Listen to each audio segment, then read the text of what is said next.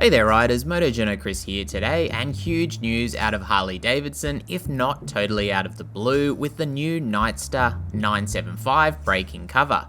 If you're excited about the idea of the Bronx, this bike is cut from the same cloth and in fact runs the engine envisaged for the Bronx.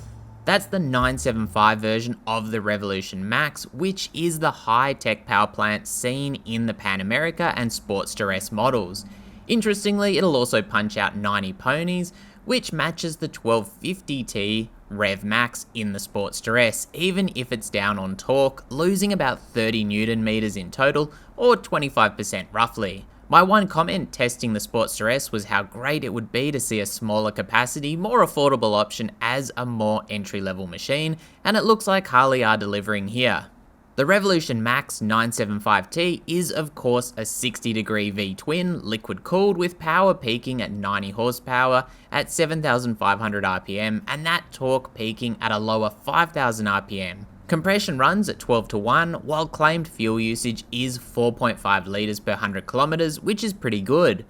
Also noteworthy is the inclusion of a slip and assist clutch, while this engine is also a VVT, which should offer broader performance. On the chassis side of things, we're seeing an alloy steel trellis frame with aluminium forged mid-structure, and there's a rectangular steel swing arm. Showa provide a set of 41mm dual bending valve forks, while there's a more traditional dual shock setup that does offer preload adjustment. The brake is an axial mount 4-piston front caliper on 320mm rotor, mirroring the Sportster S, which does show off one side of that front wheel nicely, but does mean more limited braking performance, and that running weight of 218 kilos is fairly similar to the Sportster S as well. That means braking performance should be in a similar ballpark, which I wouldn't have said was bad, but is not crazy either. The rear meanwhile runs a single piston unit on a 260mm disc, and while I'm mentioning the wheels, they are cast aluminium units, a 19-inch at the front and 16-inch at the rear in satin black with an eye-catching split-spoke design. That's a 2.5 by 19-inch front and a 4.25 by 16-inch rear, clad in 100 by 90 and 150 by 80 tyres respectively. Dunlop HD series bias Blackwall D401s will be standard fitment apparently. Lighting is LED all round with a 4-inch analog dash including a digital display, so a much simpler offering than seen on the Sportster S, and there will be tech from the Sportster S including traction control, drag torque slip control, and 3 riding modes, road, sport and rain, with specific settings for power delivery as well as the TCS and ABS systems. Yep, there's ABS too. The notable exclusion is cornering tech, so no IMU for the traction control or ABS. The styling speaks for itself. To my eye, it's typical Harley and typically cruiser, although it looks like the front end is a bit taller than we saw on the Sportster S, while I think the round headlight is going to have probably a much broader appeal. Granted, looks are subjective, so whether you love it or hate it will probably be a pretty personal judgment there. The 705mm seat height will however be an inviting one for almost any rider, which is a plus. Now pricing starts at $13,449 for the Vivid Black in the US, which is $2,000 cheaper than the Sportster S, and the colour options demand a $400 premium. Australian pricing on the other hand will be $23,995 right away, or $24,300 for the colour options.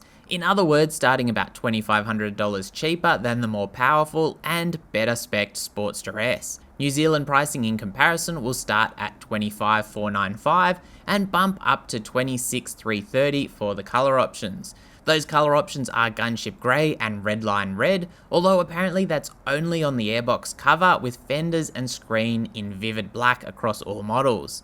Now this is probably a reflection of me being young-ish, cheap and having a pretty value-driven mindset, but I personally was hoping to see this model closer to the 20k mark in Australia, and reading through the details provided before I got to pricing, that certainly seemed to be reflected in those specs. If we compare this bike to the Sportster S, it's not receiving fully adjustable suspension, no inverted forks, no TFT display, axial rather than radial mount front brake, if still a 4-pot, and of course the electronics are more basic with no cornering functionality on the TC or ABS. Plus, I can't see cruise control on the bars. Now I'd probably say I'd lean towards the new Nightster as far as styling, and the tail looks like it'll keep water off the rider's back quite effectively, which was my biggest gripe with the Sportster S. However, I can't really reconcile the price difference as a rider into something that makes sense.